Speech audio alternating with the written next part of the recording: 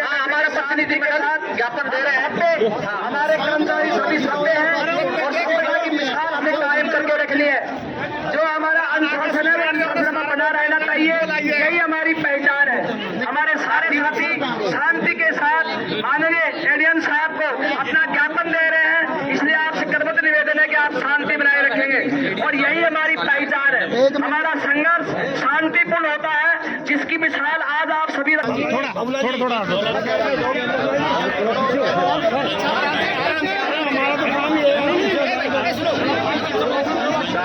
थोड़ी दूरी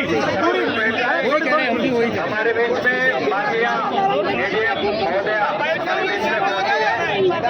और हमारे संयुक्त महासंघ का जो ज्ञापन है वो हमारे अध्यक्ष जी के नेतृत्व में और पूरे संगठन के प्रतिनिधियों के सानिध्य में उनको सौंपा जा रहा है।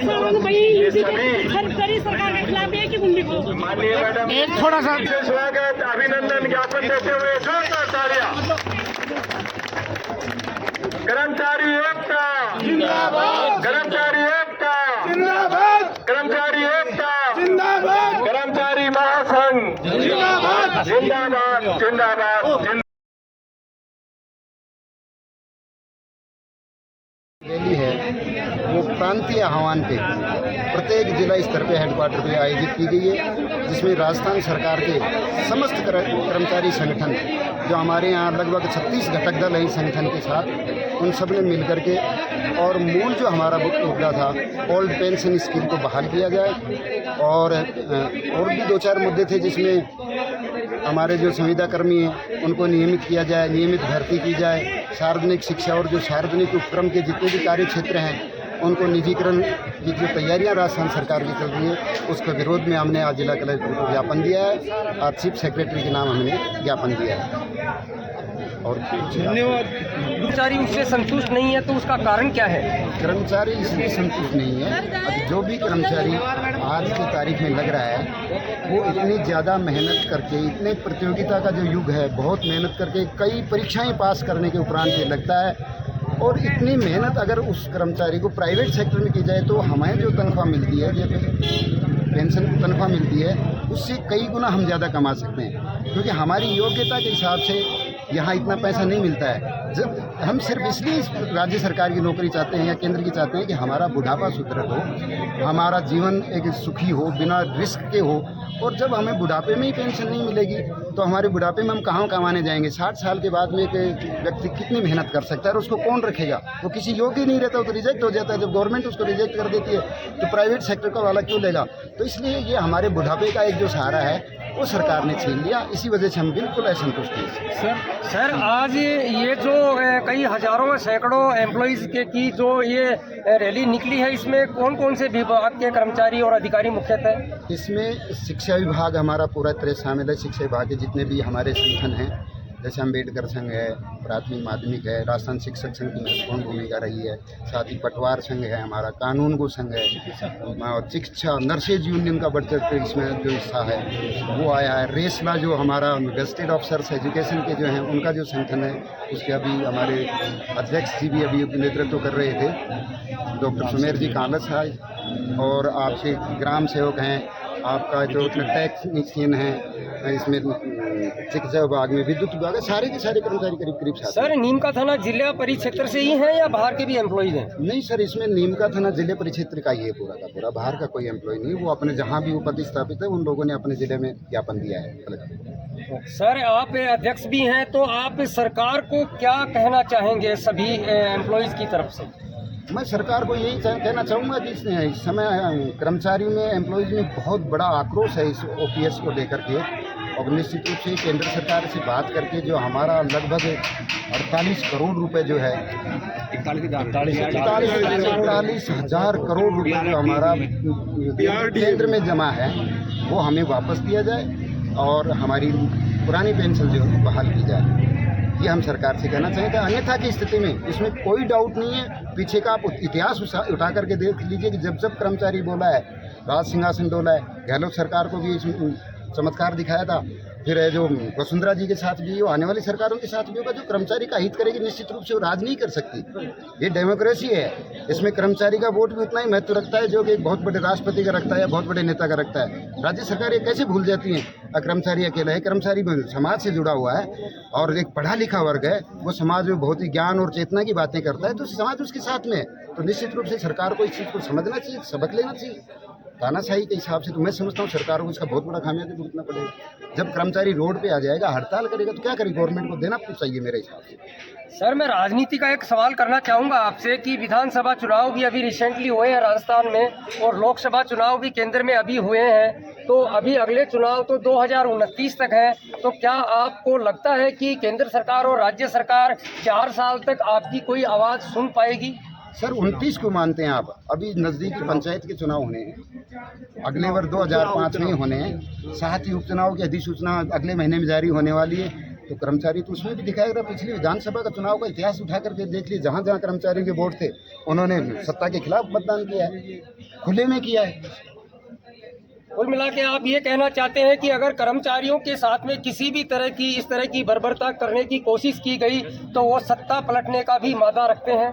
निश्चित रूप से साहब, आप पुराने काल से हजारों वर्षों पहले से जब चाणक्य के साथ इस तरीके से उसने राजबल बदल दिया था बहुत बड़े राजाओं का। ये तो डेमोक्रेसी, इसमें तो राजा तो 5 साल की होता है, सत्ता के हाथ में सरकार, जो सरकारें हैं या राज्य बनना होता है, कर्मचारियों के हाथ में बहुत बड़ी भूमिका होती है। जी, बहुत बहुत धन्यवाद सर। मैडम, आप भी काफ़ी देर से मैं देख रहा हूँ बहुत मेहनत कर रही हैं। आप अपना परिचय दीजिए और बताइए इस बारे में कुछ।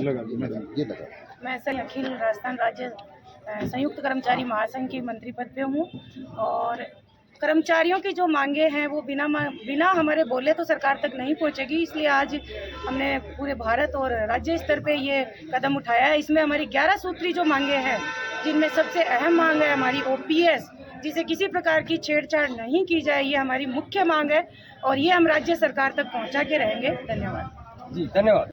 हमारा जो एक आंदोलन आया है वह यहाँ कलेक्टर साहब से निवेदन करूंगा कि वो यहाँ करके हमारे महासंघ के जो पदाधिकारी हैं उनसे अपना निवेदन, अपना जो ज्ञापन है, मांग पत्र है हमारा, वो आकर के लेवें।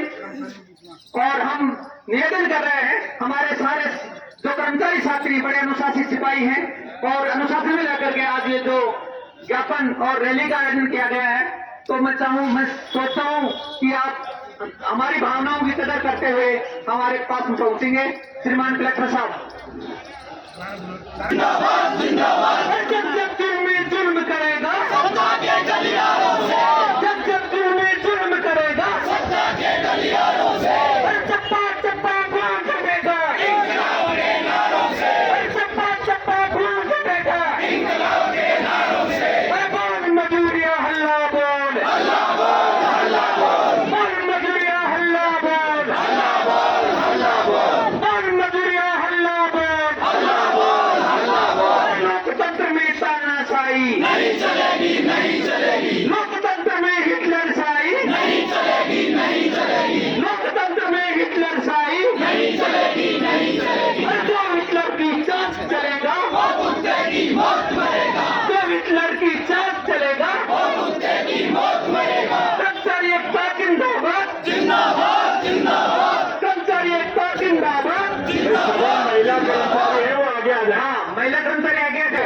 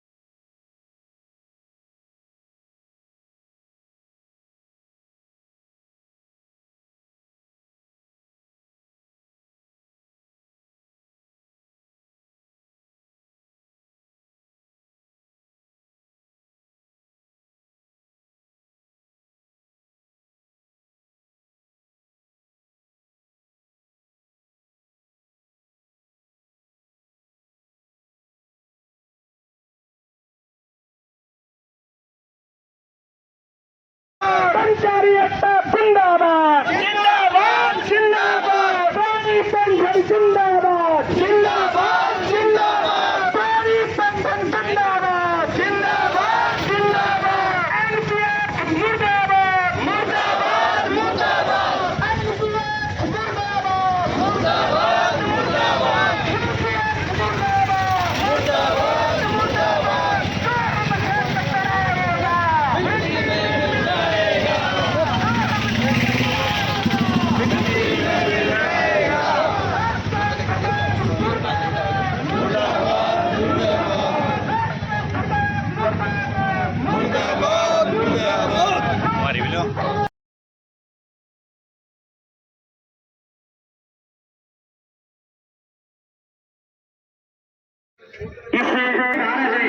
नमस्कार दोस्तों, आप देख रहे हैं इस टाइम पे द प्रेस टाइम और मैं लाया हूँ आपको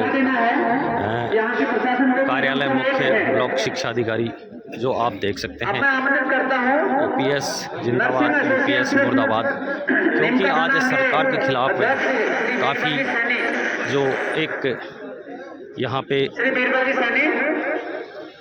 आप संख्या देख रहे हैं ये यहाँ से निकलेगी और जिला कलेक्टर महोदय को ज्ञापन देंगे। वो आप खुद देख सकते हैं इस टाइम पे जो लाइव तस्वीरों में दिखा रहा हूँ आपको। कि मेरे पूर्व वक्ताओं ने सभी को बता दिया है कि हम आज किस की लड़ाई लड़ रहे हैं। हम एनपीएस और ओपीएस की लड़ाई लड़ रहे हैं, इस बात का हमें सभी को पता है। और जो हमारी मांगे हैं इनके बारे में बार बार बताने की जरूरत नहीं है। हमारा एक ही उद्देश्य है, एनपीएस और ओपीएस। एनपीएस बंद करो, ओपीएस स्टार्ट करो। हमारी एक ही मांग है, ओपीएस ओपीएस ओपीएस। जय हिंद, जय भारत। धन्यवाद। और अन्य सभी जो अपने संगठन में हैं, जिलाध्यक्ष है, साथी कर्मचारी, आप सभी से 2 दिन से सोशल मीडिया पर तो अपनी बातें हो रही हैं, उसकी तुलना में अपनी उपस्थिति मैं तो यह मेरे रेवेन्यू से भी कम है। आप तो हो ही हो, आपके पीछे हमारे जो क्या कहते हैं गुर्दे टके हुए हैं, लेकिन फिर भी आप लोग जो आए हैं उन सब